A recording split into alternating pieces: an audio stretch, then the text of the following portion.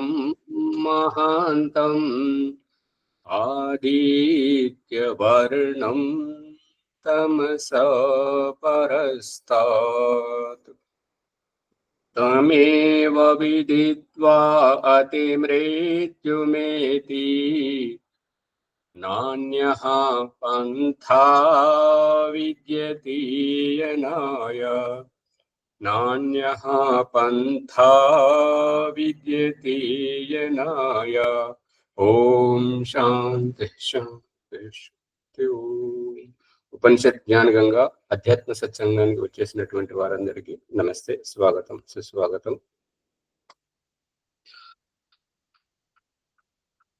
నిన్నటి ప్రశ్న ఏంటంటే, పువ్వు వికసించడము అని అంటే సంస్థలను కాపాడడం. సంస్థలను కాపాడే పువ్వు చెప్తున్న సందేశం ఏంటంటే, పుప్పరేణువులను మకరందాన్ని రక్షించడానికి మేము నీకు కాపలా, నీ పని నువ్వు చేయు అనేటువంటి అభిప్రాయము పంకుడులు విప్పుకొని పంక్తిబద్ధంగా చుట్టూ చేరుకొని ఆ పంకుడులకు అది పుప్పరేణువులకు మకరంధానికి ఏ రకమైతే చేయుతనివ్వడం జరుగుతుందో, సంస్థలో ఉండేటువంటి సంస్థాపకుడికి ఉత్తరాధికారికి ట్రస్టు వాల్ అనేటువంటిది ఆ విధంగా ఉండి చేయుతనిస్తే పని సులువుగా సునాయాసంగా తేలికగా మునుముందుకు పోతుంది. నకారాత్మక ఊర్జ ఉండడం వల్ల దీంతో ఏ పని ముందుకు పోవడం లేదు. నకారాత్మక ఊర్జని ఇది చేస్తా అంటే వద్దంటారు, అది చేస్తా అంటే వద్దంటారు, ఇలా అటువంటి స్థితిలో సంస్థలు ముందుకు పోలేవు అన్నది సారాంశం. అందుకని పంకుడులు విప్పుకోవడము అని అంటే మనము బాధ్యతాయుతంగా మనకు ఇచ్చినటువంటి భగవంతుడు ఇచ్చినటువంటి అవకాశానికి మనం కటిబద్ధులమై సాయశక్తుల కృషి చేయడానికి ఉండాలి.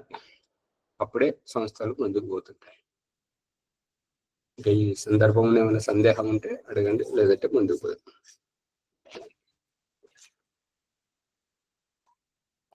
వ్యాపక వ్యాప్య పదార్థాలు చెప్పండి ఆచార్య. ఇందాక వారు భీమరావు గారు చెప్పారు కదా, ఇనుప కడ్డీని అగ్ని సంయోగంలో ఏర్పరచగానే, అగ్ని సంయోగంలో చేర్చగానే అగ్ని ఇనుప కడ్డీలోని అణువణువులో చేరుకుంటూ ఇనుప కడ్డీని నిప్పు కణముగా మార్చడం, ఎరబార చేయడం. వస్త్రమును నీళ్ళల్లో వేస్తుంటే అణువణువు తడిసి ముద్దైపోయి తడిగా ఏర్పడడం, ఆ నీరు ఆ యొక్క వస్త్రం యొక్క అణువణువుగా వ్యాపకం చెందడం.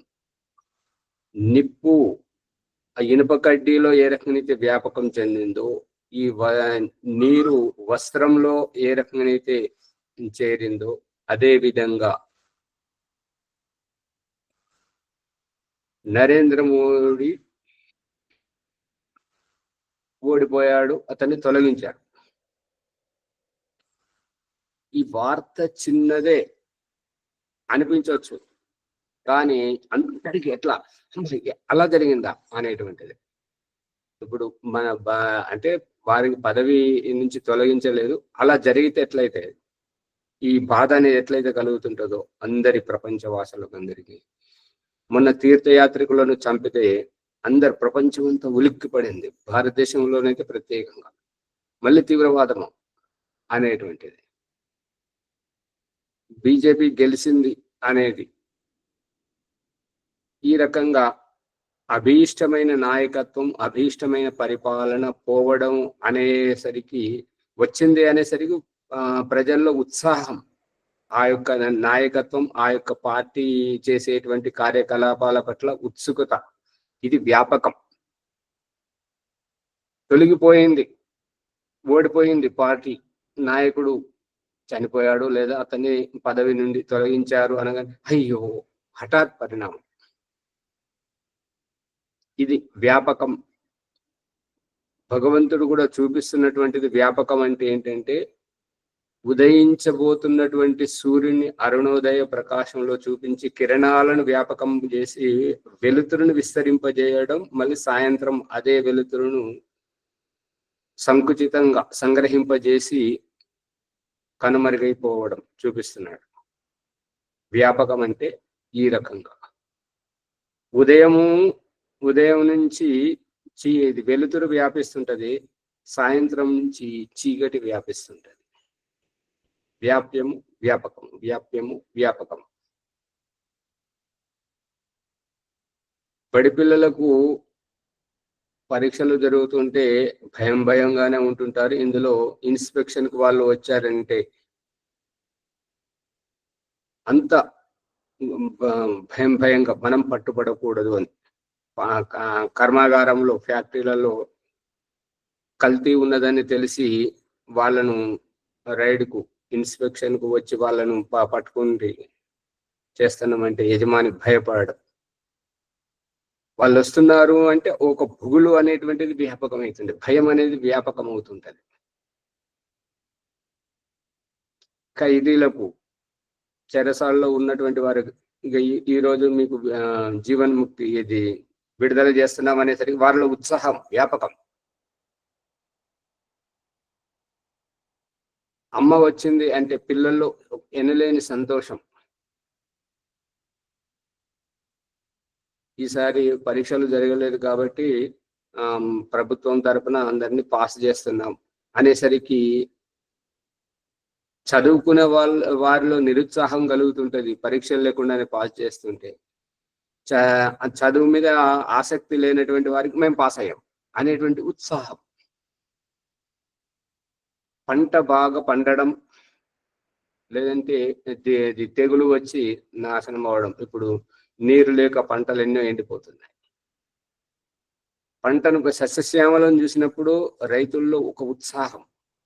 మళ్ళీ ఇక విద్యుత్ సరఫరా లేక, లేదంటే నీటి సౌకర్యము లేక, లేదా తెగులు వచ్చేసి పంట నాశనం అయిపోతే ఆ పెట్టిన పెట్టుబడి ఎట్లా తీయాలి అనేటువంటి దిగులుతో విషాద ఛాయలు అలుముకొని జీవితం మీద విరక్తి పొంది తనువు చాలిస్తున్నటువంటి రకం. ఈ వ్యాపకం, వ్యాప్యం వ్యాపకం. అందుకని వ్యాప్యం వ్యాపకం అనేటువంటిది పండుగ వచ్చిందంటే ఒక ఉత్సాహం, పండుగ వచ్చిందంటే ఒక ఉత్సాహం. ఎవరైనా చనిపోయారంటే ఒక విషాదం, ఒక బాధ. అర్థమవుతుంది అమ్మగారు? అంతే. ఇంకా దాంట్లో వ్యాపకం అనేటువంటిది ఏమీ లేదు, అర్థం కానటువంటి తత్వం అంటూ ఏమీ లేదు. ముందుకు పోదామా? చూడండి, బృహదారణ్యోపనిషత్తు 6వ అధ్యాయం 4వ బ్రాహ్మణము యొక్క 8వ సంపుటం. సా చేదస్మై దద్యాత్ ఇంద్రియేణ తే యశసా యశ ఆ దధామీతి యశస్వినౌ ఏవ భవతః. ఇక ఎవరైతే ఇక మా ఆ అమ్మాయి సహకరించకపోతే, ఏకీభవించకపోతే ఆమెను ఎష్టితోటి అంటే కర్రతోటైనా సరే, చేతితోటైనా సరే ఆమెను దండించి ఏకీభవించడానికి సుముఖంగా చేయాలని చెప్పేసి చెప్పినటువంటి తరుణంలో ఏకీభవించినప్పుడు ఆ యొక్క వారు ఆ యొక్క స్త్రీ చేత్ అస్మై నా దద్యాత్ కామం అని అంటే వారు మరి కొట్టడంతో దెబ్బలకు భయపడైతే సుముఖంగా ఉన్నట్టు ప్రయత్నిస్తున్నది. కానీ ఆమె కామం నా దద్యాత్ అంటూ ఈ యొక్క సంతానం కోసం ఉత్సుకత కనబరచట్లేదు. మరి కారణం ఏమైనా కావచ్చు, మరి వారి శారీరక స్థితి ఆ రకంగా ఉంటుంటది. కాబట్టి ఇప్పుడు ఏంటంటే మనం చెప్తే ఇంకొక రకం అవుతుంటది. ఇది మీరు రాసింది చదువుతున్నాను చూడండి. అగర్ పత్ని సహయోగ్ దే అంటే సహకరించినట్టయితే तो उसे कहे कि अपने इंद्रिय बल से और अपने यज्ञ से तुझे भी यशस्विनी बनाता हूँ అంటే ఇప్పుడు మాతృత్వ శక్తి కడుపు పండించడము అని అంటే ఆమె కూడా అమ్మ అని పిలిపించుకోవాలని ఆత్మీయంగా సంతోషిస్తుంటది కాబట్టి ఆ రకంగా తల్లికి స్త్రీకి తల్లిని కావాలని ఆ రకంగా సంతోషించడం నువ్వు నాకు సహకరించినట్టయితే నేను నిన్ను అమ్మను చేస్తాను అనేటువంటి అభిప్రాయం ఈ ప్రకారంగా इस प्रकार పతి పత్ని दोनों యశస్వి हो जाते हैं ఇక ఆ ఏకీభవించినప్పుడు భార్యాభర్తలు ఇద్దరు కీర్తిమంతులు అవుతుంటారు ఇక ఎక్కడైతే దేహము సహకరించదో అప్పుడైతేనేమో నిందించబడటం దూషించబడటం జీవితాంతం ఉంటుంటది ఇక ఎక్కడైతే సహకరిస్తుంటారో అక్కడ వారు తల్లిదండ్రి అమ్మ నాన్న అనబడుతుంటారు వారి వంశం నిలుస్తుంటది అది వారి యశస్విత ఇక 9వది చూడండి సా సా యాం ఇచ్చేత్ కామయేతం ఏతి తస్యాం అర్థం నిష్ఠాయ ముఖేన ముఖం సంధాయ ఉపస్థం అస్య అభిమృష్య జపేద్ అంగాద్ అంగాద్ సంభవసి హృదయాదపి అధిజాయసే ఇక అతడు యామిచ్చంతి అంటే అమ్మాయి కావాలనుకుంటే ఒక రకంగా అబ్బాయి కావాలనుకుంటే మరొక రకంగా యాం ఇచ్చేది ఎవరిని కావాలని అనుకుంటే ఆ రకంగా కామయేతం అంటే అది అటువంటి అమ్మాయి కావాలి అనేటువంటి అభిప్రాయం ఉన్నప్పుడు స్త్రీ యొక్క వ్యవహారానికి ప్రాముఖ్యత ఇవ్వడం స్త్రీని ప్రోత్సహించడం అబ్బాయి కావాలి అని అనుకున్నప్పుడు స్త్రీ పురుషునికి ప్రాముఖ్యత ఇవ్వడం పురుషునికి ప్రేరేపించడం అట్లా జరుగుతుంటది తస్యాం అర్థం నిష్ఠాయ ముఖేన ముఖం ఆ యొక్క ఉద్దేశంతో అమ్మాయి కావాలనే ఉద్దేశం అబ్బాయి కావాలనేటువంటి ఉద్దేశంతోటి నిష్ఠాయ అంటే శ్రద్ధతోటి ముఖేన ముఖం దగ్గర ముఖము సంధాయ ఆ రకంగా సంయోగపరిచి ఉపస్థస్య అభిమృష్య ఉపస్థంలోను కలిపేసి ఒక దగ్గర చేర్చి జపేద్ సంభవసి అంగము నుంచి పుడుతున్నావు ఓ బిడ్డ అని చెప్పేసి పుట్టేటువంటి ఆ సంతానాన్ని ఇదిగో చూడు నిన్ను జన్మింపజేయడానికి నా అంగం అణువు ప్రభావితం అవుతుంది తల్లి ఈ శరీరం నుంచి కూడా అంగము నుంచి ప్రభావితమైపోయి తద్వారా నువ్వు జన్మిస్తున్నావు అని చెప్పేసి పుట్టేటువంటి సంతానాన్ని భావించుకోవడం హృదయాదధి జాయేసే అంటే మా ఇద్దరి యొక్క హృదయ భావాల నుండి నువ్వు పుట్టుకొస్తున్నావు బిడ్డ అని చెప్పేసి ఆ సంతానాన్ని భావించుకోవడం స త్వం అంగ కషాయోసి దిగ్ధం విద్ధామివ మాదేయం అముం మయేతి ఈ రూపకంగా ఇంకా ఏమని చెప్తున్నాడంటే ఓ ప్రేమదేవత ఇక వారు ఒకరికొకరు స్పర్శించుకొని ఆ యొక్క ప్రేమదేవతను మా ఇద్దరిలో నువ్వు పుట్టినందువల్ల నీ ద్వారా నీ ప్రేమతోటి మేము ఏకమవుతున్నాం మా ఏకమైనటువంటి ఇద్దరి హృదయాంతఃకరణ నుంచి మా సంతానం పుడుతున్నది అని చెప్పేసి ఆ యొక్క కామదేవతను ప్రార్థించడం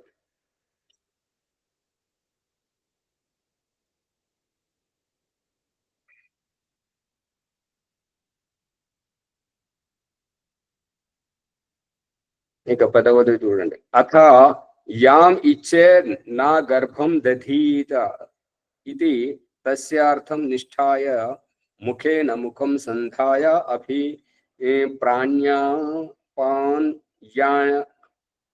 పాన్యాపాన్ యాద్ ఇంద్రియేణ తే రేతస రేత ఆదజాత ఇత్యే అరేత ఏవ భవతి. ఇప్పుడు ఇంతవరకు మనకు ఒక విషయం స్పష్టమైంది ఏంటంటే రేతస్సు శుక్రం ఎక్కువైతే, శుక్రం బలిష్టంగా ఉంటే మగ సంతానం, రజస్సు ఎక్కువగా ఉంటే బలిష్టంగా ఉంటే ఆడ సంతానం అని. రెండు సమానమైతే, రెండు బలాబలాలుగా ఉన్నట్టయితే అప్పుడు నపుంసకుడు, నపుంసక జన్మ. రెండు బలాబలాలుగా ఉంటే అందు గురించి ఆ రహస్యం చెప్పబడుతుంది.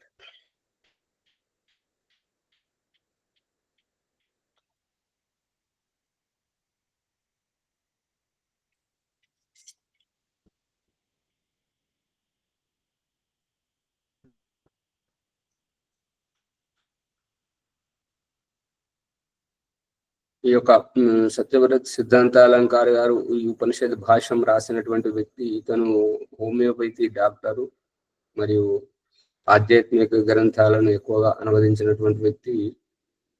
అతను రాస్తున్నటువంటి ఏంటంటే ఇది యొక్క ప్రసంగంలో ప్రాణాయామం చేసి ఆ యొక్క వీర్యాన్ని గర్భంలో స్థాపన చేసుకునేటప్పుడు, అంటే ఇక దయానంద సరస్వతి సంస్కార విధులు చెప్పింది ఇతను ఇక్కడ చెప్పాడు అన్నమాట.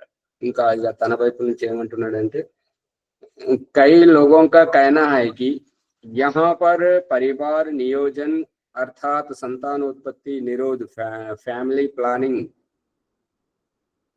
प्लानिंग का उपाय बतलाया गया है अभिप्राण्य अपान्यात.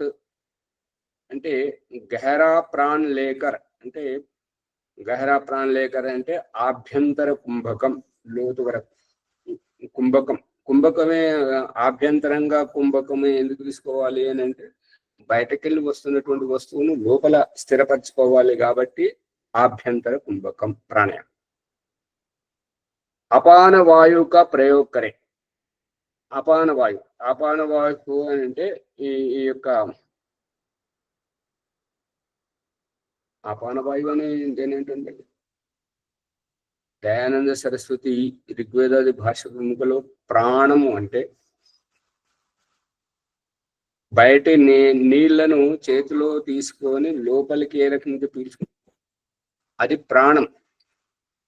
అంటే బయట నుంచి లోపలికి వచ్చేది ప్రాణం, లోపల నుంచి బయటకు పోయేటువంటిది అపానం. అపానం ఈ ముక్కు ద్వారా బయటకు వచ్చేటువంటి శారీరక ఊష్మ, మరియు పొట్టలో వాయువు ఉన్నట్టయితే అపాన వాయువు బయటకు పోయేది. ఇతనేం చెప్తున్నాడంటే ఈ ప్రసంగంలో అపాన వాయువుక ప్రయోగకరే. అపాన వాయువును బలంగా తీసుకోవడం అంటే, తీసుకోవడం ఎలా జరుగుతుంటది? వదలడమే జరుగుతుంటది. వదిలినప్పుడే, బలంగా వదిలినప్పుడే శబ్దం వస్తుంటుంటది. అవే ప్రసంగంలో మనం సంధ్యోపాసనలో కూడా చెప్పుకుంటున్నాం కదా, తోలు పిస్తోలు మాయగుండు ఎటు నుంచి ఎలా పేల్చినా వచ్చి సూటిగా ముక్కుకే తగులుతుంది అని చెప్పేసి ఇదే ప్రసంగం. అంటే శరీరం నుంచి వాయువు బయటకు రావడం అపానం. అంటే ఇది మరి అతను అర్థం చేసుకోలేదా, లేదంటే మనం అర్థం చేసుకోవట్లేదా?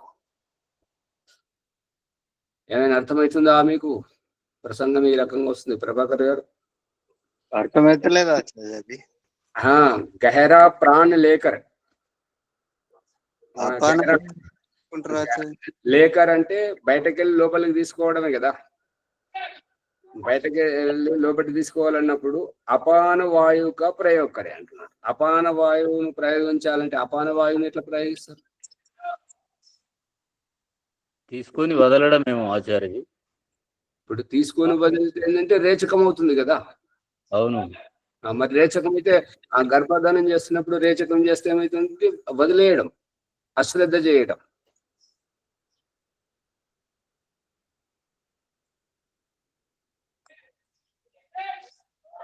ఇంకా ముందుకు వెళ్తే ఏమైనా తెలుస్తుంది, చూద్దాం. आयुर्वेद के अनुसार उपस्थेंद्रिय में अपान वायु रहती है.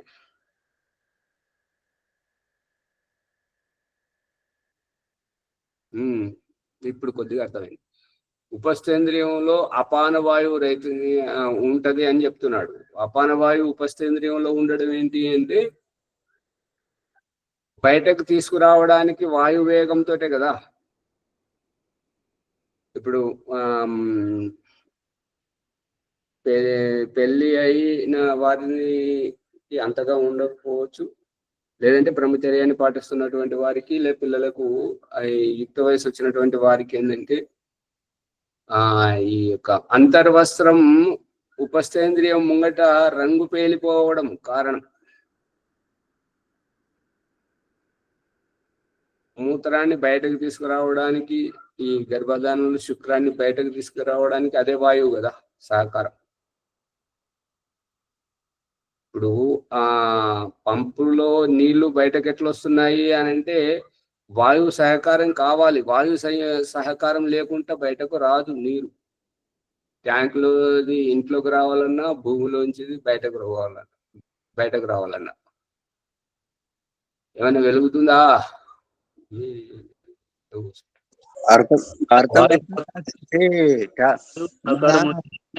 నీళ్లు బయటకు వస్తాయి. అదే వాయు సంయోగం కావాలి కదా. అంతే. ఇప్పుడు సిమెంటుది ఇప్పుడు ఈ చెత్త పోసేటప్పుడు ఆ లారీ నుండి తీసుకొచ్చినప్పుడు ఆ సిమెంట్ కంకర అదంతా కలుపుకొని తీసుకొచ్చింది ఆ పైకి ఎక్కించాలంటే గ్యాస్ కావాలి కదా. ఇప్పుడు దేవుడు ఏం చేస్తున్నాడు అని అంటే గర్భంలో పిండంకు పేగుతోటి ముడిపెట్టి తల్లి తీసుకునేటువంటి శ్వాస ద్వారానే ఆ శ్వాస ఒత్తిడితోటే ఆమె అణువు ఆ యొక్క ఏమంటారు అంటే అవి పోషక తత్వాలు ఏదైతే పిండానికి ఉపయోగపడుతుంటాయో అవన్నీ ఆ పేగు ద్వారా ముందుకు నడవాలి అంటే వాటికి ఆమె శ్వాస ద్వారానే కదా ఈ యొక్క పిండం దగ్గరికి వచ్చేటువంటిది. పిండంకు దేహమే తయారు కాలేదు, ముక్కే లేదు, ఊపిరితిత్తులే లేవు కాబట్టి ఇక్కడ పీల్చుకోవడానికి అవకాశం లేదు.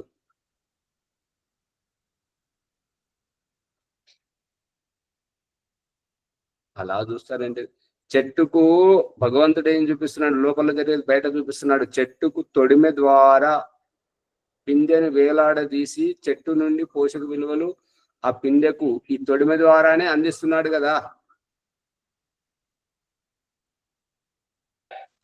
అవునా?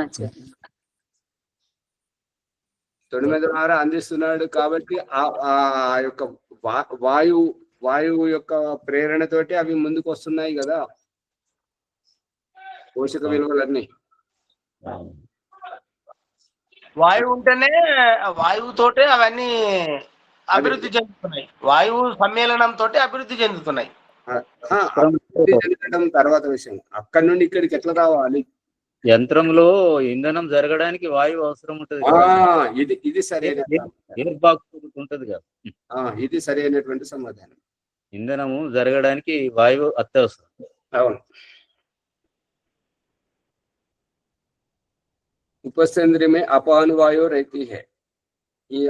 అది గమనించకపోయినా ఇదైతే అంతర్వస్త్రాలు ఉపస్థేంద్రియం ముంగట పేలిపోయినట్టు అవ్వడం అదైతే గమనించారా లేదా? అది కూడా గమనించలేదా? అయితే ఆచార్య మరి అది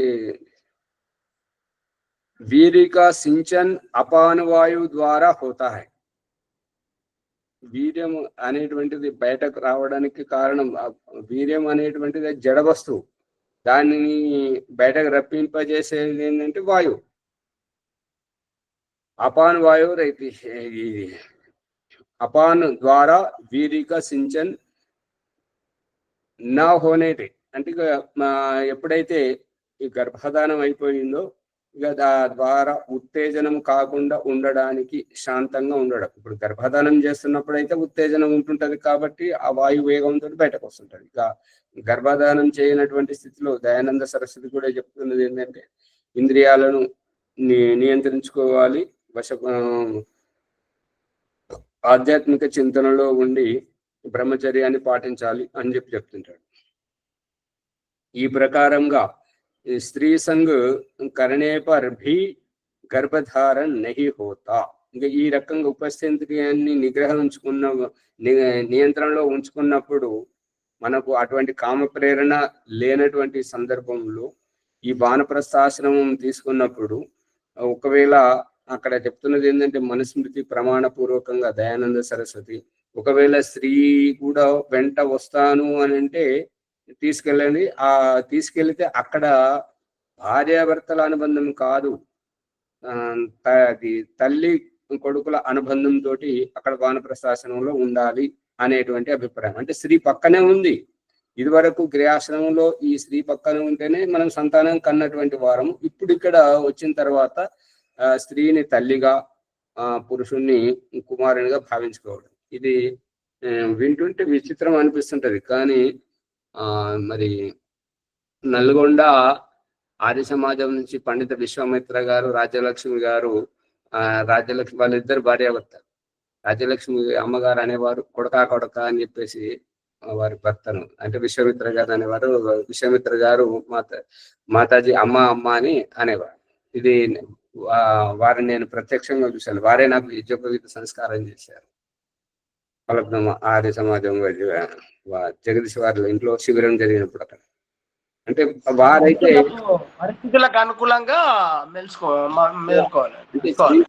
స్త్రీ పక్కనుంటేనే కామ వాసన వస్తుంటది, మనకి ఇట్లా జరుగుతుంటది. అంటే దానికి వారి పక్కనుంటే కాదు, మన మనసులో వికారం వస్తే అప్పుడు ఆ రకంగా అవుతుంది. కానీ స్త్రీ పక్కనున్నంత మాత్రాన ఎప్పటికీ అదే కామ వాసన ఉంటది అనేటువంటి భావము తప్పు అనేటువంటిది సారాంశం. इस प्रकार स्त्री संग करने पर भी అంటే స్త్రీ సంఘ करने पर అంటే ఆమెతో పాటు ఇప్పుడు యాత్రలో ఉన్నప్పుడు కానీ, ఏదో అన్న పండుగ జరిగినప్పుడు కానీ, లేదంటే ఎవరైనా చుట్టాలింటికి పోయినప్పుడు కానీ పక్కనే ఉంటుంటారు. పక్కనే ఉన్నంత మాత్రాన మనకు స్ఖలితమైపోతుంటుంటది అనేటువంటిది, స్వప్న దోషం అయిపోతుంటుంది. అటువంటి భావాలేవి రావన్నమాట. మనం ఎట్లా భావించుకుంటే ఆ రకంగా, ఏ విధంగా వ్యవహరిస్తే ఆ రకంగా. इस प्रक्रिया को पाश्चात्य लेखक कन्नीलिंगुस कहते हैं, जो अफ्रीका आदि कई देशों में गर्भ निरोध के लिए प्रचलित है।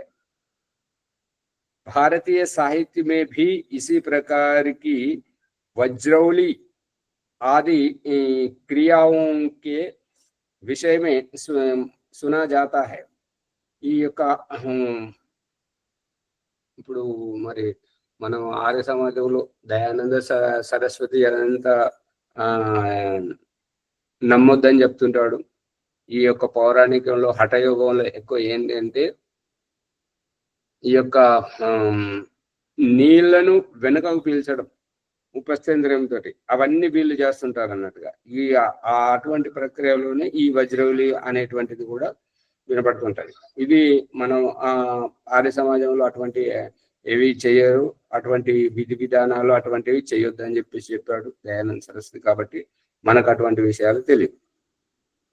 मैथुन होने पर भी वीर्यपात न होना इसे क्रियाओं का अभिप्राय है. ఇక ఈ వజ్రౌలి అనే దాంట్లో ఏంటంటే ఉపస్థేంద్రియంతో నీళ్ళని వెనుకకు పీల్చినప్పుడు ఆ రకంగా అపాన వాయువును నియంత్రణలో ఉంచుకున్నట్టయితే ఈ యొక్క మైథునం చేసినా కూడా వీర్యపాతం అనేటువంటిది జరగదంట అనేటువంటిది అభిప్రాయం అని చెప్తున్నాడు. సరిగా జరుగుతుంది. ఇంకా ఇప్పుడు మనం 11వ ప్రకరణంలో వెళ్తే, అథ యామ్ ఇచ్చేత్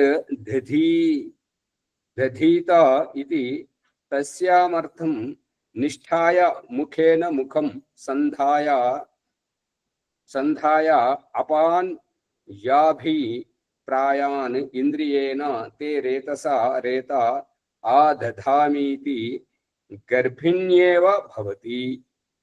ఎప్పుడైతే ఏ ఉద్దేశంతో అయితే అమ్మాయిని కనే ఉద్దేశంతో, అబ్బాయిని కనే ఉద్దేశంతో ఎప్పుడైతే వీర్యదానం చేయడం జరుగుతుందో తస్యామర్థం ఆ యొక్క సంతానానికి కనేటువంటి అభిప్రాయంతో శారీరకంగా కలవాలి అని అంటే ముఖేన ముఖం, ముఖం దగ్గర ముఖం సంధాయ ఆ రకంగా సంయోగపరిచి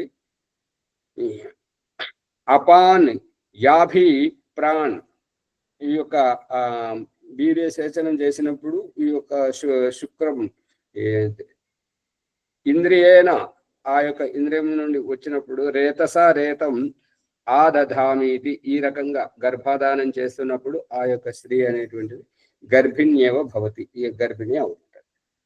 12వది చూడండి. అథ యస్య జాయాయై జారః స్యాత్ తం చేత్ విష్యాత్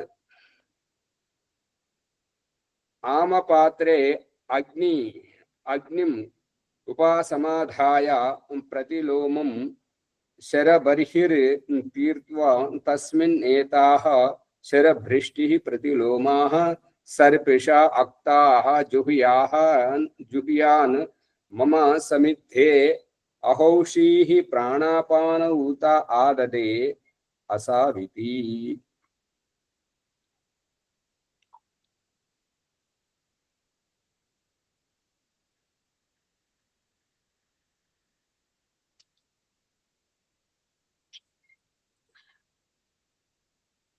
ఒకవేళ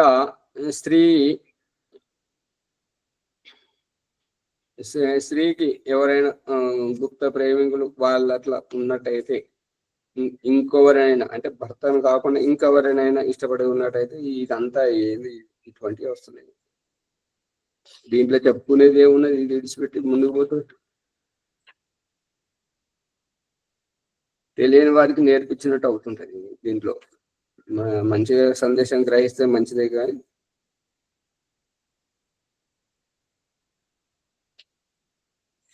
ఈ యొక్క దీని సారాంశం ఏంటంటే, ఈ యొక్క గర్భాధానం అనేటువంటిది ఒక అగ్నిహోత్రం వలె పవిత్రమైనటువంటి భావంతో ఈశ్వరుని యొక్క సృష్టి నడిపించడానికి మనకు అవకాశం వచ్చింది. మనము భగవంతుని యొక్క సృష్టిని నడిపిస్తున్నాము అనేటువంటి పవిత్ర భావంతో మనము ఈ యొక్క గర్భాధానం చేయడం కానీ, గర్భమును ప్రతిఫలింపజేసి సంతానాన్ని ఉత్పన్నము చేసి ఆ సంతానానికి మంచి గుణకర్మ స్వభావాలు అలవరిస్తే తద్వారా ఎదిగేటువంటి ఈ సమాజం, తద్వారా నిర్మాణం అయ్యేటువంటి ఈ సమాజం చాలా గొప్పగా ఉంటుంటది అనేటువంటిది అభిప్రాయం.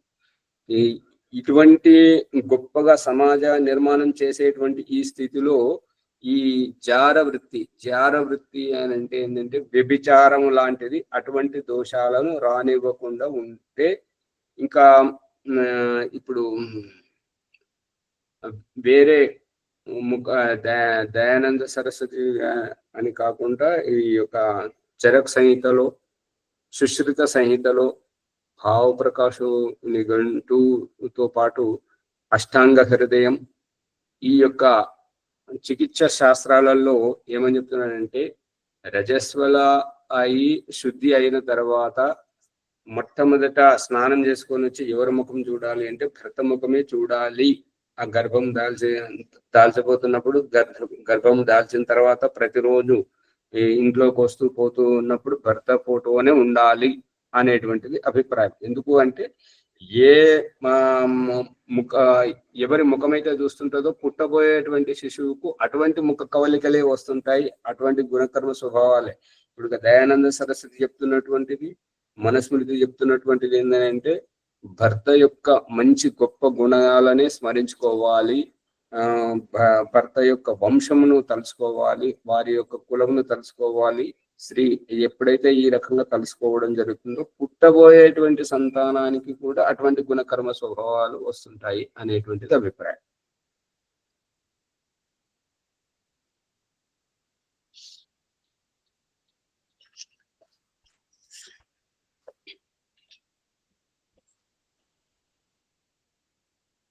అథ ఇప్పుడు 13వది చూడండి. అథ యస్య జాయాం ఆర్ధవం విందేత్ త్రేహం కంసేన పిబేద్ అహతావాస నైనాం వృషలో న వృషల్ ఉపహని యాత్ త్రిరాత్రాంత ఆలుప్త్య వ్రీహీన్ అవఘాతయేత్. ఇక ఎవరి స్త్రీ అయితే ఋతుధర్మం అంటే బహిష్టువును అయినప్పుడు 3 రోజుల వరకు కాంసే అంటే కంచు పాత్ర తోటి నీళ్లు తాగడం కానీ, కంచు పాత్రలో అన్నం తినడం కానీ, కంచు పాత్రలు వాడుకోవడం కానీ చేయకూడదు. और ना 3 दिन तक कपड़े धोए, 3 రోజుల వరకు బట్టలు పిండకూడదు. उसे कोई नीच धर्महीन पुरुष या नीच एवं धर्महीन स्त्री स्पर्श ना करे. అంటే ఇక ఆ 3 రోజుల వరకు స్నానం చేయొద్దు, బట్టలు పిండుకోవద్దు. ఇంకా చరక సంహితలో చెప్తున్నానంటే గోర్లు కూడా తీయొద్దు, మరియు నూనె పెట్టుకోవద్దు, తల దువ్వుకోకూడదు. ఇవి చేయకూడదు అన్నట్టు. ఎందుకు చేయకూడదు అని అంటే, తల దువ్వుకుంటే చింపిరి జుట్టు వస్తుంది. పనులను బాగా రుద్ది తోముకోవడానికి ప్రయత్నం చేస్తే ఎక్కుడు దిక్కుడు, పన్ను మీద పన్ను రావడం, ఇటువంటి దోషాలు వస్తుంటాయి. గోర్లు తీస్తే గోర్లు పేలిపోవడం, సన్నగా చిట్లిపోవడం, అటువంటి గోర్లతో పడుతుంటారు. ఇంకా బట్టలు ఉతుకుతూ ఉంటుంటే ఆ పుట్టేటువంటి సంతానం బట్టల మీద సోయి ఉండదు. ఏ బట్టలు ధరిస్తున్నారో తెలియదు, ఎందుకు ధరిస్తున్నారో తెలియదు, ఎటు నుంచి ఊడిపోతుందో తెలియదు అనమాట. అటువంటి స్థితిలో ఉంటారు.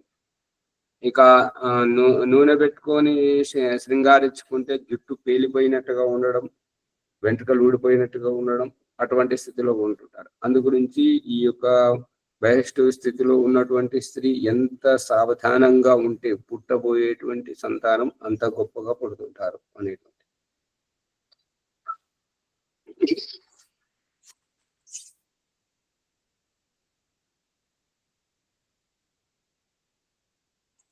ఈ యొక్క బహిష్టు సమయం అయిపోయిన తర్వాత, స్నానం చేసిన తర్వాత భర్తతో ఏకీభవించినప్పుడు అప్పుడు గొప్ప సంతానం కలుగుతుంటారు.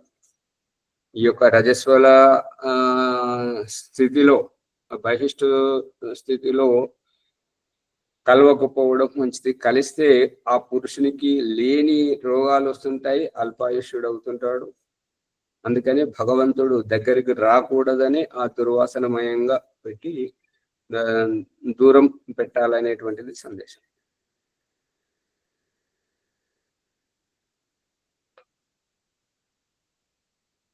ఇక ఏ రకంగా భావించుకోవాలి అనేటువంటి దానికి, సంతానం ఎలా పుట్టాలి అనేటువంటి అభిప్రాయం గురించి చెప్తున్నటువంటిది ఏంటంటే, సాయా ఇచ్చేత్ పుత్రో మే శుక్లో జాయేత వేదం అనుబ్రువీత సర్వం ఆయుర్ ఇయాదితి క్షీరౌదనం పాచయిత్వా సర్పిష్మంతం అశ్నీయాతాం ఈశ్వరౌ జనయితౌ వై. ఇది జాగ్రత్తగా వినండి, ఇది చాలా విశేషమైనటువంటిది. దీనిని ఆయుర్వేదంలో కూడా చెప్పడం జరిగింది. ఏమనంటే, సాయా ఇచ్చేత్ పుత్రుడు కావాలని కోరుకునేటువంటి వారు, మే శుక్లో జాయేత, నాకు పుట్టబోయేటువంటి సంతానం తెల్లగా ఉండాలి అని గనక భావిస్తే, మళ్ళీ ఆ తెల్లగా పుట్టడమే కాదు, వేదం అనుబ్రువీత, వేదాన్ని చదువుకోవాలి, ఒక వేదం యొక్క జ్ఞానవంతుడు, విద్వాంసుడు కావాలి. సర్వమాయుర్యాదితి, పూర్ణ ఆయువు పర్యంతం జీవించాలి. అల్పాయువుగా చనిపోకూడదు, మధ్యలో చనిపోకూడదు, పూర్తిగా పరిపూర్ణమైనటువంటి వయసు వచ్చే వరకు, ఆయువు ఉన్నంత వరకు బ్రతకాలి అనేటువంటి భావం గలటువంటి భార్యాభర్తలు ఏం చేయాలంటే, క్షీరౌదనం పాచయిత్వా. క్షీరం అంటే పాలు, ఔదనం అంటే అన్నం, అంటే పాయసం. పాచయిత్వా సర్పిష్మంతం అంటే నెయ్యి వేసుకొని తినాలి. పాలల్లో బియ్యం వేసుకొని పాయసం అంటే ఏంటంటే, ఇట్లా దాని యొక్క మెతుకు పట్టుకొని చూడడానికి పోతే పసుకమని జారిపోవడం, పట్టుబడకపోవడం, దాన్ని పాయసం అంటారు. మన దగ్గర పాయసం అంటే ఏంటంటే ఆ సేమియాలు తీసుకొచ్చి పాలల్లో లోపల అది కలిపేస్తే దాన్ని పాయసం అంట. అది పాయసం కాదు. మైదాపిండి అసలు తినకూడదు. పాయసం అనేటువంటిది దీంట్లో ఈ రకంగా ఉంటుంది. పాలల్లో ఉడికించుకోవాలి. ఎంత మెత్తగా ఉడకాలి అంటే పట్టుకుంటే పట్టుబడకూడదు, పసకుమని జారిపోయేటువంటిది పాయసం. సర్పేష్మంతం అంటే స్నిగ్ధంగా ఉండేటువంటి నెయ్యిని దాంట్లో వేసుకొని తినాలి. అందుకే దయానంద సరస్వతి సామాన్య యజ్ఞం సంస్కార విధి ఈ సామాన్య ప్రకరణంలో చెప్తున్నటువంటిది ఏంటంటే యజ్ఞం తర్వాత శేషం అంటే ఆహుతి ఇవ్వగా మిగిలింది. ఆర్య సమాజంలోనైతే యజ్ఞశేషం అని చెప్పేసి పూరీలు పెడుతుంటారు, పులిహోర పెడుతుంటారు, ఇంకా ఉప్పు కారం అంతా పెడుతుంటారు. ఇది ఢిల్లీలో దేశమంతటా జరుగుతుంది, ప్రపంచమంతటా చేస్తుంటారు. ఈ యొక్క బసేరా హోటల్, సికింద్రాబాద్ బసేరా హోటల్లో మార్వాడీలు వాళ్ళు చేసేటువంటిది ఏంటంటే టిఫిన్లు, ఇడ్లీలు, సాంబారు, బిర్యానీ అవన్నీ పెడుతుంటారు అనమాట సత్సంగానికి వచ్చినటువంటి వారికి.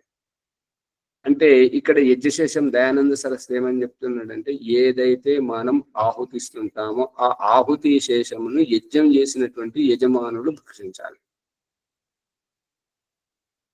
దేవతలకు ఇచ్చినటువంటి ఆ పదార్థాన్ని మనం సేవించినట్టయితే మనము కూడా దేవతల దివ్య గుణాలు కలిగి ఉంటుంటాము. కాబట్టి ఆహుతి శేషం యజ్ఞశేషం అనేటువంటిది. అందుకే దయానంద సరస్వతి అక్కడ చెప్తున్నది ఏంటంటే ఏ నెయ్యినైతే ఆహుతి ఇచ్చారో, ఏ పదార్థాన్ని అయితే శిష్టకృతిగా యజ్ఞములో ఆహుతిచ్చారో అది ముందుగా సేవించి ఆ తర్వాత మీరు ఇంట్లో చేసుకున్న పదార్థాలను తినాలని చెప్పాడు అన్నమాట.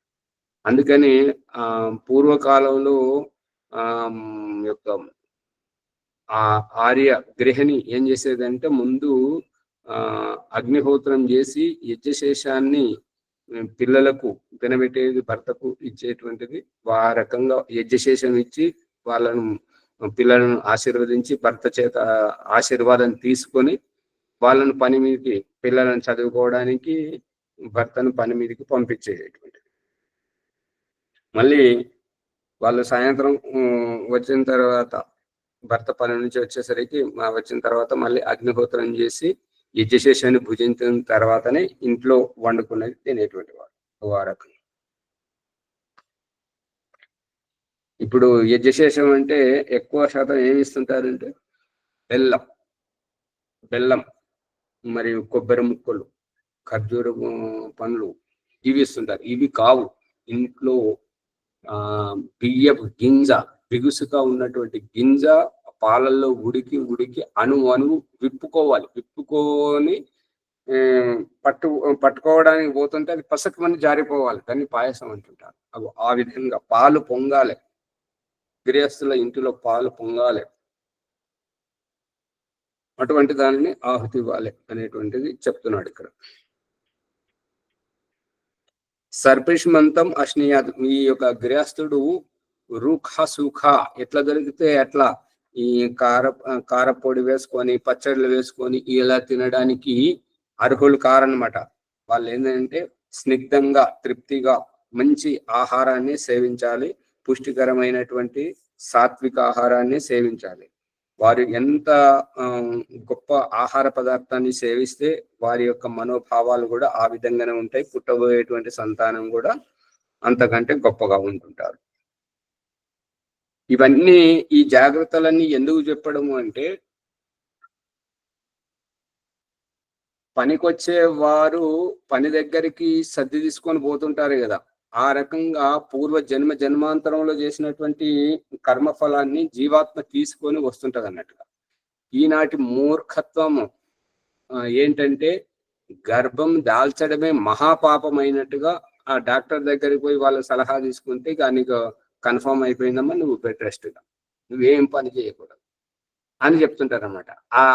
ఆ విధంగా చేసినప్పుడు ఇక తినుకుంటా పడుకోవాలి, ఇంకే పని చేయాలి.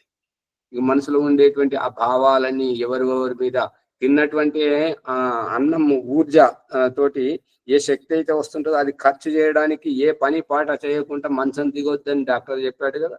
అందు గురించి ఆ ఎనర్జీని ఎక్కడ వినియోగిస్తున్నారంటే కుట్రలు, కుతంత్రాలు, పండుగ వచ్చింది, భర్త చేత ఏం తెప్పించుకోవాలి, ఏ చీర తెప్పించుకోవాలి, ఏ నగలు తెప్పించుకోవాలి, ఈ అత్త ఇట్లా చేస్తున్నది, వీరు ఇట్లా ఈ కుళ్ళుబోతుతనం అంతా మనసులో పెట్టుకుంటారు, బయటకు మాత్రం నవ్వుతూ మాట్లాడుతుంటారు అనమాట. పుట్టేటువంటి సంతానం ఆ కుళ్ళుబోతుతనంతో అటువంటి కుటిల బుద్ధితోటే పుడుతుంటారు. మా కొడుకు మంచోడు కానీ వాడు ఊర్లలో అట్లా చేయరు ఆచార్య. గర్భవతులు కానిపోయినంత వరకు ఉంటారు ఎప్పుడు ఆ పనులను. ఈ ఆయుర్వేదం ప్రకారం ఏంటంటే గర్భం దాల్చిన తర్వాత ఏ విధంగా అది యొక్క ప్రసవ సమయం దగ్గరికి వస్తూ పోతుంటే పని చేయడం, అన్ని పనులు చేసుకోవడం వల్ల ఈ యొక్క మాంస కండరాలు అనేటువంటివి ఇట్లా సాగుతూ ఉంటాయి. సాగుతూ ఉన్నప్పుడు ఆ శిశువు పుట్టేటప్పుడు నొప్పి రాదు, సహజంగా జన్మించడం జరుగుతుంటది అనమాట. ఎవరైతే ఈ మంచం మీద పడుకొని ఉంటుంటారో వాళ్ళ కండరాలు పేరుకుపోతుంటాయి. కాబట్టి మరి శిశువు జన్మించాలన్నప్పుడు అక్కడ ఎక్కువ అవకాశం ఈ యొక్క మాంస కండరాలు సాగదీయాల్సినటువంటి అవకాశం ఉంటుంటది. కాబట్టి ఆ అవకాశం లేక పేరుకుపోయినటువంటి కండరాల్లో ఆ సాగేటువంటి గుణం లేకపోవడం వల్ల నొప్పి ఎక్కువ వస్తుంటది. అది తట్టుకోలేని నాకు సిజరీన్ ఆపరేషన్ చేసేయండి అని చెప్పేసి అనుకుంటారు. కారణం దానికి మన ఇప్పుడు చూడండి, వాళ్ళు ఆటవికులు, కొండ జాతి వాళ్ళు అడవులలో ఉండేటువంటి వారు కానీ, ఆ యొక్క రైల్వే స్టేషన్ల పక్కన వాళ్ళు ఏ ఊరి నుండో వచ్చి బ్రతకొచ్చి డేరా వేసుకొని వాళ్ళు ఇనుప సామాన్లు, కత్తులు, కటాలు అవి చేస్తుంటారు చూడండి. ఆ గర్భంతో ఉన్నా సరే నువ్వు సుత్తి లేపి కొట్టాల్సిందే, బిందె మీద బిందె పెట్టుకొని నీళ్లు తీసుకురావాల్సిందే. అంత దూరం ఉండి అన్ని పనులు చేసుకుంటే వాళ్ళకు సహజమైనటువంటి ప్రసవం జరుగుతుంటది, ఏ ఇబ్బంది ఉండదు.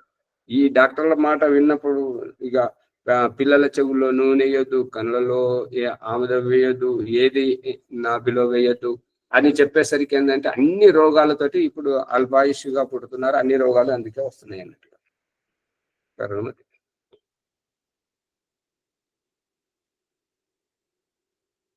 అథ 15వది చూడండి. అథ యా ఇచ్చేత్ పుత్రోబే కపిలః పింగళో జాయేత ద్వౌ వేదాను ఉబ్రువీత సర్వం ఆయుర్యాదితి దధ్యోదనం పాచయిత్వా సర్పిష్మంతం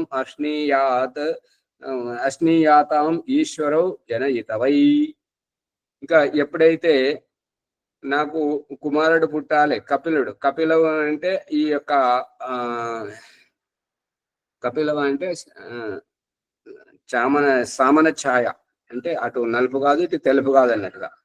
ఆ రకంగా ఈ కపిలః పింగళో జాయేత, ఈ రకంగా పుట్టాలి అని అంటే దీనికి ఇంపాక్ట్ లో గంప నాగేశ్వరరావు గారు ఏమని చెప్తుంటారు అంటే, ఈ తెల్లగా వికారంగా పుట్టారు చూడండి, వాళ్ళు ఎండలోకి పోతే నల్లబడుతుంటారు. అదే నల్లగా ఉన్నాం అనుకోండి, మనకు ఎండలోకి పోయినా కూడా ఏం కాదు, అంటే మనం వికారం చెందాం, వాళ్ళు మాత్రమే వికారం చెందుతుంటారని చెప్పేసి ఎగతాళి చేస్తుంటాడు అన్నట్టుగా. అంటే ఈ తెల్లగా పాండురోగం లాగా అది అట్లా కాకుండా ఉండాలని ఈ రకంగా సామాన్య ఛాయగా, అటు నలుపు ఇటు తెలుపు కాకుండా సహజంగా ఎవరైతే ఉంటుంటారో అటువంటి రంగులో సంతానం కావాలి, మరియు కనీసం 2 వేదాలనైనా చదవాలి, పూర్తి ఆయుష్ ఉన్నంత వరకు బ్రతకాలి అనేటువంటి ఉద్దేశం గనక ఉంటే ఆ యొక్క గర్భము పరిపక్వమే సంతానం జన్మించే వరకు దధ్యోదనం పాచయిత్వా, అంటే అన్నం వండుకొని పెరుగు కలుపుకొని ఆ యొక్క పెరుగన్నం తినాలి. ఆ పెరుగన్నంలో కూడా సర్పిష్మంతం అశ్నీయాతాం, మరి గర్భాధానం అయ్యే కంటేనేమో భర్త, గర్భాధానం అయిన తర్వాత గర్భం నిలిచిన తర్వాతనేమో ఈ యొక్క స్త్రీ ఈ యొక్క పెరుగన్నం నెయ్యి వేసుకొని తినాలి. 15వది అథాయా ఇచ్చేత్ పుత్రో మే శ్యామో లోహితాక్షో జాయేత 3 వేదాన్ అనుభ్రువీత సర్వమాయుర్యాదితి ఇది ఔదనం పాచయిత్వా సర్పిష్మంతం అశ్నీయాతాం ఈశ్వరో జనయితవై. ఇక 16వ దాంట్లో చెప్తున్నటువంటిది ఏంటంటే, నాకు కొడుకు పుట్టాలి కానీ తెల్లగా ఉండదు, సామాన్య ఛాయగా ఉండదు, నల్లగా ఉండాలి. శ్యామ అంటే నల్లగా ఉండాలి. లోహితాక్ష అంటే ఎర్రటి కళ్ళు, ఎర్రబడ్డటువంటి కళ్ళతోటి పుట్టాలి అనేటువంటి ఉద్దేశము. మరియు కనీసం 3 వేదాలను చదువుకోవాలి. 3 వేదాల యొక్క త్రివేది అంటే 3 వేదాల విద్వాంసుడు కావాలి. సర్వమాయు పూర్ణ ఆయు పర్యంతం జీవించాలి అని అనుకునేటువంటి వారు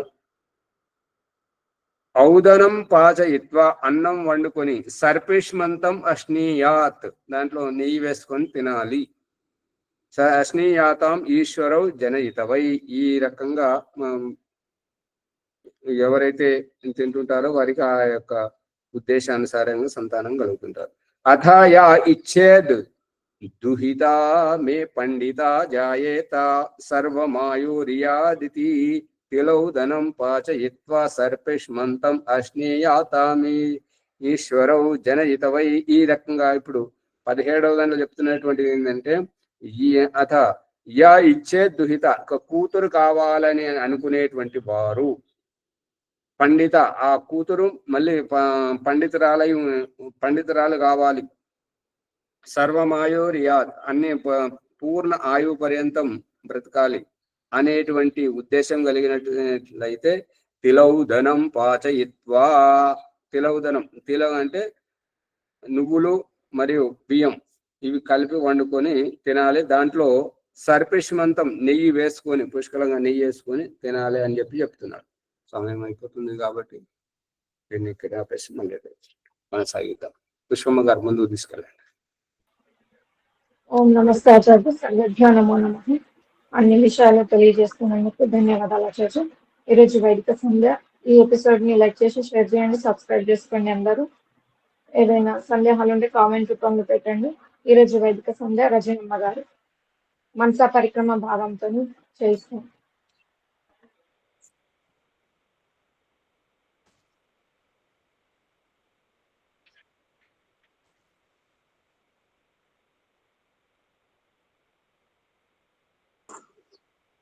ఎవరు? రజనమ్మ గారు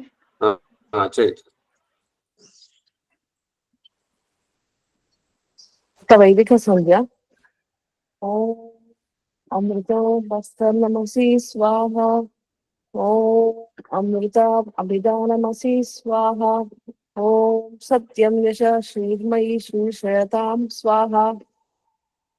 ఓం షణ్ణో దేవి రవిష్టయ ఆపో భవంతు పీతయే శయ్యో రవిశ్రవంతు నః. ఓం వాక్కు వాక్కు. ఓం ప్రాణ ప్రాణః. ఓం చక్షు చక్షుః. ఓం శ్రోత్రం శ్రోత్రం. ఓం నాభిః. ఓం హృదయం. ఓం కంఠః. ఓం శిరః. ఓం బాహువ్యాం యశోబలం. ఓం కరతల ఫరపృష్ఠే. ఓం భూ పునాతు శిరసి. ఓం భువ పునాతు నేత్రయో. ఓం స్వః పునాతు కంఠే. ఓం మహా పునాతు హృదయే. ఓం జన పునాతు నాభ్యాం. ఓం తప పునాతు పాదయో. ఓం సత్యం పునాతు పునః శిరసి.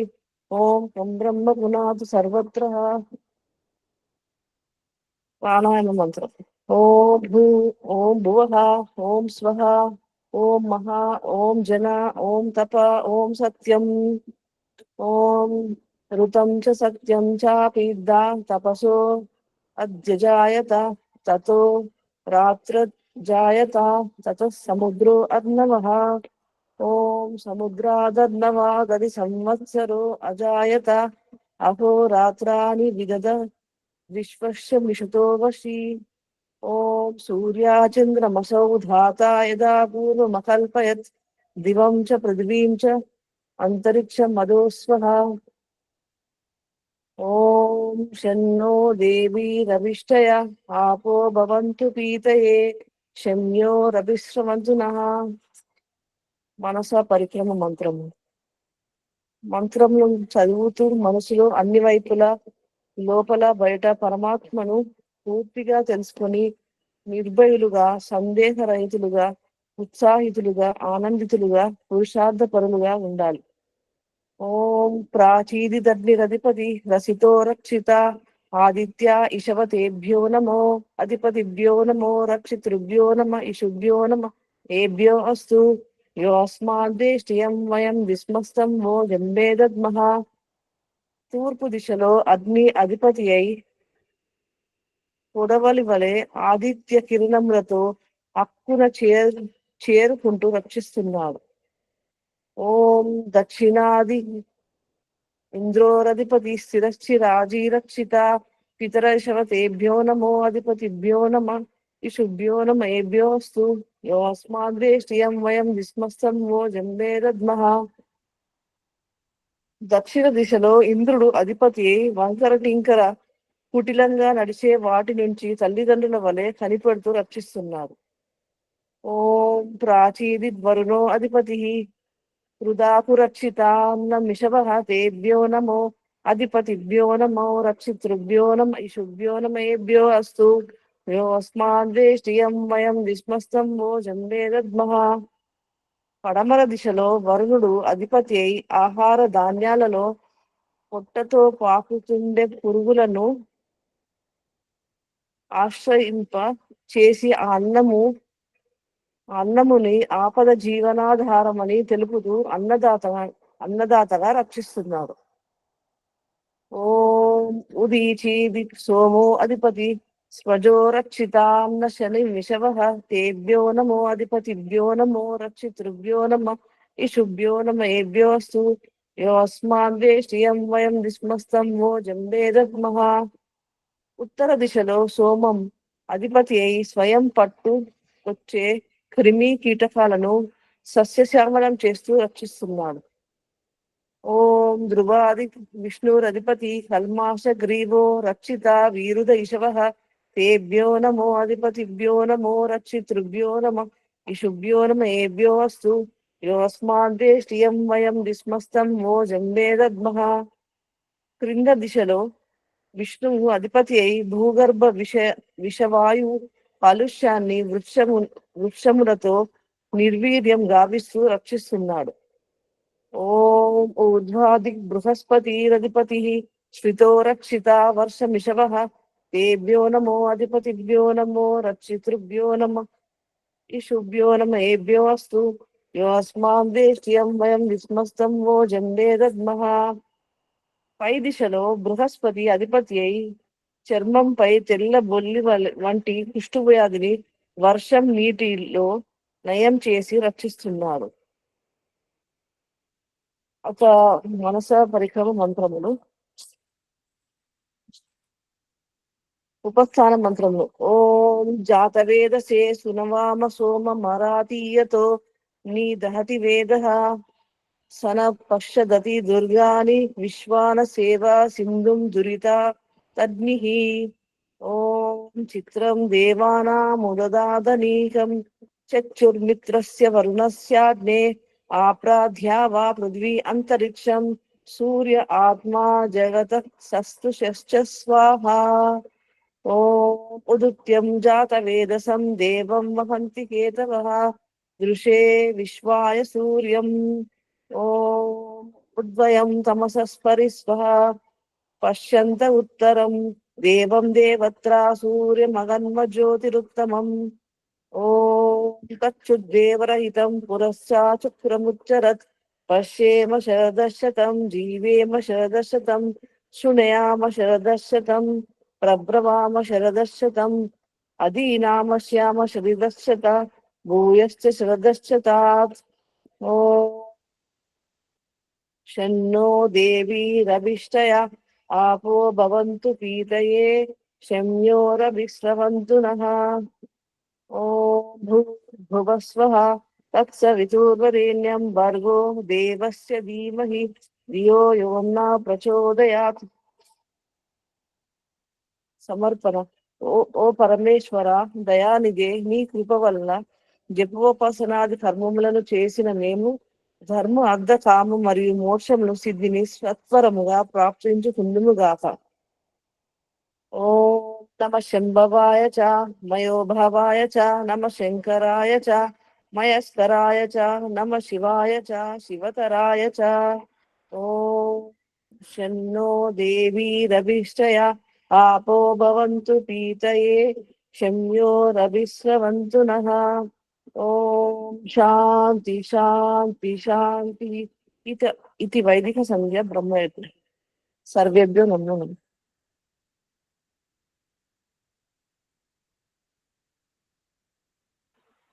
అమ్మగారు ఆతురత పడకుండా జాగ్రత్త చదవండి, చాలా తప్పులు పోతుంది. 2-3 సార్లు అభ్యాసం చేయాలి.